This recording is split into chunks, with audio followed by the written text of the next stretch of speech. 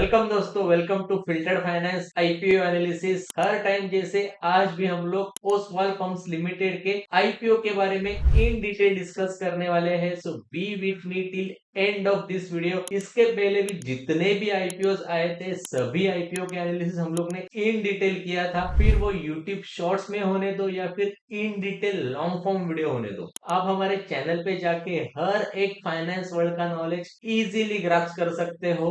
तो देर किस बात की, एनालिसिस स्टार्ट करने से पहले चैनल को पहले सब्सक्राइब कर देना एंड बेल बटन भी हिट करना ताकि हर एक फाइनेंस वर्ल्ड का नॉलेज आपको पहले पता चले। तो चलिए जानते हैं ओसवाल पंप्स लिमिटेड के बारे में। पंप्स के बारे में आपने देखा होगा, सुना होगा, जो नॉर्मली सक्शन का काम करते हैं। वैसे ही ये ओसवाल पंप्स लिमिटेड फॉर्म हुई थी 2003 में। एंड इनका मेन काम क्या था कि मैन्युफैक्चरिंग एंड डिस्ट्रीब्यूशन। उसके बाद आप देखना कितनी लंबी जर्नी 20 इयर्स में ये कंपनी ने अचीव की है। तो ये ऑफर क्या करते हैं, डोमेस्टिक एग्रीकल्चर एंड इंडस्ट्री में यूज होने वाले पंप्स। फिर डिफरेंट टाइप्स के पंप्स आते हैं, solar, submersible, monoblock, pressure, sewage pumps, motor, wires, cables and electric panels. जैसे मैंने कहा कि सक्शन का काम करते हैं यानी कि एक्सट्रैक्ट करते हैं, फिर वो जमीन से वाटर क्यों ना होने दो, जो बोरवेल से हम लोग कहते हैं। इसके अलावा आप देखो मिडिल ईस्ट कंट्री में ऑयल सप्लाई बहुत ज्यादा होता है, तो वहां पे भी पंप्स की जरूरत होती है। बड़े बड़े हैवी पंप्स होते हैं। तो वैसे ही आज के डेट में ये बहुत सारे मल्टीपल कंट्रीज में सप्लाई करते हैं पंप्स। जब भी पीएम कुसुम स्कीम का ऑर्डर जो है गवर्नमेंट ने सिर्फ और सिर्फ ओसवाल पंप्स को दिया था, जिसके चलते 26,270 सोलर पंप सिस्टम यूज किए गए थे। एंड ये कब की बात है, तो yes, August 2024, specially in Haryana, Rajasthan, UP and Maharashtra, जो ज्यादा एग्रीकल्चर स्टेट्स है। ये ऑपरेट एंड मैन्युफैक्चरिंग कहाँ पे होती है, यानी ओसवाल पंप्स का मैन्युफैक्चरिंग यूनिट कहाँ पे है, तो कर्नल हरियाणा में है। आज के डेट में कितने डिस्ट्रीब्यूटिंग नेटवर्क है, तो 473 2022 में थे, तो आज के डेट में 636 2024 तक रहे। एंड जैसे मैंने कहा कि मल्टीपल कंट्रीज में सप्लाई करते हैं, तो फिर वो एशिया पैसिफिक होने दो, मिडल ईस्ट कंट्रीज होने दो, नॉर्थ अफ्रीका होने दो। एंड ये कब से हो रहा है, तो 2021 से 2024। तो एक चीज पता चली कि 2003 से लेके आज के डेट तक, यानी 20 से 22 साल में ये कंपनी में अच्छी खासी जर्नी अचीव की है। तो वैसे ही फंडामेंटल्स क्या कह रहे हैं, जीएमपी क्या कह रहा है, कौन से प्राइस पे लिस्ट हो सकती है, तो ये सभी चीजें इन डिटेल देखेंगे। ये इमेज थोड़ा बहुत आपको फर्म्स के बारे में इंफॉर्मेशन देके जाएगी।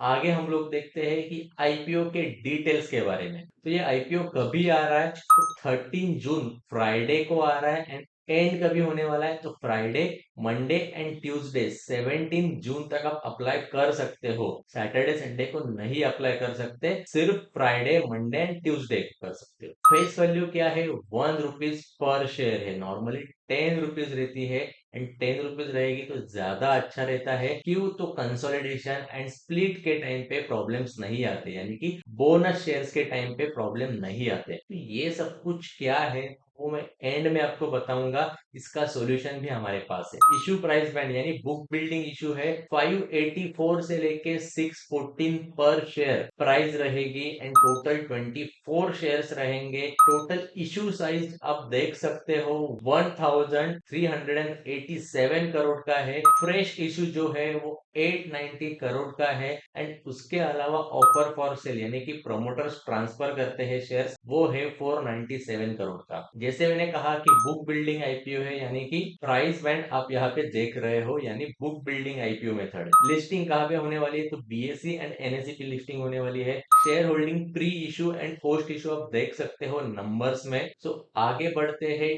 टाइमलाइन जैसे मैंने कहा कि फ्राइडे को ओपन होने वाला है एंड ट्यूसडे को एंड हो जाएगा। सैटरडे संडे आप अप्लाई नहीं कर सकते। टेंटेटिव अलॉटमेंट कब तक मिल जाएगी, तो वेनेसडे को इमीडिएटली आपको पता चल जाएगा। रिफंड कभी आ जाएगा, तो थर्सडे को इमीडिएटली रिफंड भी आ जाएगा। शेयर ट्रांसफर थर्सडे को ही हो जाएंगे। एंड लिस्टिंग जो है फ्राइडे को इमिडिएटली हो जाएगी। नॉर्मली 7 to 8 डेज का टाइम रहता है लिस्टिंग तक का, लेकिन यहाँ पे आप देख सकते हो सिर्फ और सिर्फ 3 to 4 डेज में लिस्टिंग हो रही है। Cut off time for UPI mandate confirmation, जैसे मैं हमेशा कहता हूँ कि आपके डीमैट अकाउंट में पैसे नहीं चाहिए आईपीओ को अप्लाई करने के लिए, आपके बैंक से पैसे जाते हैं, तो वैसे ही कट ऑफ टाइम क्या है, तो 5 PM ऑन 17 जून। रिजर्वेशन किसके लिए कितना है, तो क्वालिफाइड इंस्टीट्यूशनल बायर्स के लिए 50% से ज्यादा नहीं है, रिटेल शेयर्स के लिए not less than 35 and high network investors के लिए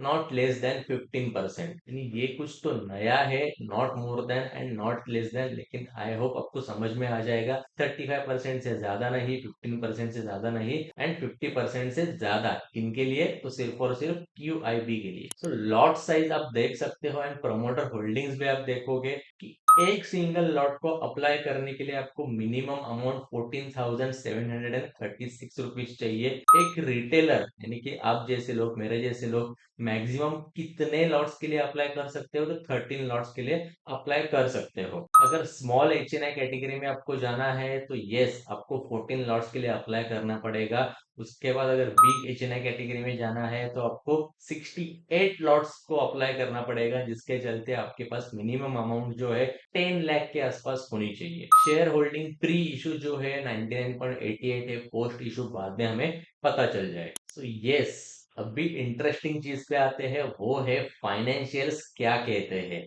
देखिए एसेट्स जो है ईयर ऑन ईयर इंक्रीज होते गए हैं, 2022 से लेके 2024 तक के आप सभी चीजें देख सकते हो। रेवेन्यू भी जो है यानी सेल्स जो है इंक्रीज होते गया है, मल्टीपल्स में इंक्रीज होते गया है। अगर आप कंपेयर करोगे 2022 एंड 2024 का, तो डेफिनेटली मल्टीपल्स में इंक्रीज होते गया है। प्रॉफिट आफ्टर टैक्स डेफिनेटली अच्छा खासा बढ़ा हुआ है। नेटवर्थ जो है वो भी इंक्रीज हुई है। रिजर्व एंड सरप्लस आप देख सकते हो इंक्रीज हुआ है। ना खुश करने वाली जो चीज है, बोरोइंग्स भी इंक्रीज हुए हैं, लेकिन कंपेयर टू आप देख सकते हो प्रॉफिट या फिर रेवेन्यू बहुत कम है। तो एक चीज तो पता चल गई कि जो लॉस मेकिंग कंपनीज होते हैं उनके आईपीओस भी अच्छे खासे हिट होते हैं, लेकिन ओसवाल पंप का आईपीओ अच्छा खासा हिट होगा या नहीं, हम लोग को एंड में पता चलेगा। केपीआई आरओसीई भी अच्छा खासा है, 81% है। Debt to equity ratio less than 1 है, which is good. Profit margin 12 के आसपास है। रिटर्न ऑन नेटवर्क 88% है, अगेन सही है। ईपीएस एंड पीई रेशियो आप देख सकते हो, प्री आईपीओ जो है ईपीएस 9 है एंड पोस्ट आईपीओ जो है वो 25 है। ईपीएस पी रेशियो अगर आप देखोगे तो प्री आईपीओ थोड़ा ज्यादा है, यानी ओवर वैल्यूड लगता है एंड पोस्ट आईपीओ देख सकते हो अगेन एक नॉर्मल लेवल पे है एंड ओवर वैल्यूड या फिर ओवरबॉट जोन में शेयर प्राइस नहीं है, ऐसा आप कह सकते हो। यहाँ पे ऑब्जेक्टिव दिया है कि आईपीओ के लिए क्यों जा रहे हैं, तो यस कैपिटल एक्सपेंडिचर एक रीजन है। उसके अलावा उन्हें और एक न्यू मैन्युफैक्चरिंग प्लांट डालना है हरियाणा में, इसके लिए चाहिए प्री पेमेंट एंड रीपेमेंट, जितने भी डेट्स है या फिर बोरोइंग्स है उसके लिए चाहिए होगा। Investment in wholly owned subsidiary Oswal Solar in the form of debt और इक्विटी फॉर रीपेमेंट और pre payment in full of certain outstanding borrowing availed by Oswal Solar. तो एक सब्सिडरी है एक सोलार, उसके भी बोरोइंग से उसके लिए भी चाहिए। इन एन एवरेज आपको पता चल गया है कि एक न्यू मैन्युफैक्चरिंग प्लांट डालना है, यस उसके लिए लगेगा। कैपिटल एक्सपेंडिचर आ जाएगा उसके चलते, तो उसके लिए भी डेफिनेटली पैसा लगेगा। एंड बोरोइंग जो लिए हुए है उसको रिपे करना है, तो ये डेट फ्री कंपनी बन सकती है, क्यों, तो ऑलरेडी प्रॉफिट मेकिंग कंपनी है। फाइनली हम लोग देखते हैं कि अप्लाई करना है या नहीं, फाइनल डिसीजन आपको ही लेना है, लेकिन जो अच्छी चीजें हैं एंड बुरी चीजें हैं मैं आपके साथ डेफिनेटली शेयर करूंगा। सब्सक्राइब कितने टाइम्स हुआ है वो आप कभी चेक करोगे, 16 एंड 17 जून, 17 जून 12 PM तक चेक कर लेना। उसके बाद अपने अप्लाई करने का डिसीजन लिया तो भी चलेगा। फर्स्ट चीज फाइनेंशियल सुपर क्लास है, सेकंड प्रॉफिट मेकिंग कंपनी है, थर्ड ऑब्जेक्टिव भी अच्छा खासा है एंड फोर्थ चीज जो है अभी हम लोग देखेंगे एंड आने वाले टाइम में आप लोग भी देखोगे सब्सक्राइब कितने टाइम्स हुआ है। एंड थोड़े जो ड्रॉबैक्स है या फिर रिस्क फैक्टर जहाँ पे लग रहा है वो चीजें है, एक तो बोरोइंग्स एंड रीपेमेंट के लिए ज्यादा फोकस किया गया है आईपीओ के चलते। ना खुश करने वाली चीज है, कहा ना कहा तो रिस्क फैक्टर है। एंड जो उनका इंटेंशन है आईपीओ के चलते रीपे करेंगे, ये एक चीज हो गई। एंड दूसरी जो चीज है आप स्क्रीन पे देख सकते हो, कॉम्पिटिटर्स ऑलरेडी बहुत सारे कॉम्पिटिटर्स है एंड उनके भी फंडामेंटल्स अच्छे खासे है। तो क्या कंपनी लिस्ट होने के बाद सरवाइव कर पाएगी, तो वो बाद में की बात है। लेकिन अगर आप मुझे पूछ रहे हो कि आईपीओ में हिट हो सकती है या नहीं, तो यस, चांसेस है कि अच्छा खासा हिट हो सकती है। क्यों? तो जीएमपी ग्रे मार्केट प्रीमियम देख सकते हो 11% के आसपास है, यानी कि 70 रुपीज का गेन आपको मिल सकता है अगर आईपीओ लगा तो। एंड आने वाले टाइम में ये जीएमपी बढ़ भी सकता है।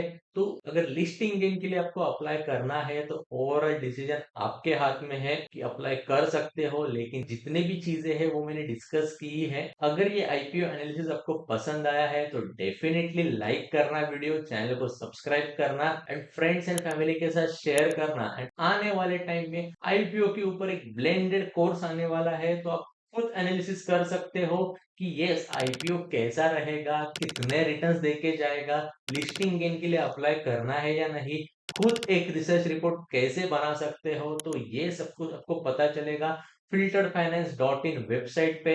सो अलर्ट रहिए, चैनल को सब्सक्राइब कीजिए ताकि हर एक वीडियो का नोटिफिकेशन एंड हर एक नई चीज आपको तुरंत पता चलेगी। तो थैंक यू सो मच दोस्तों and have a great day.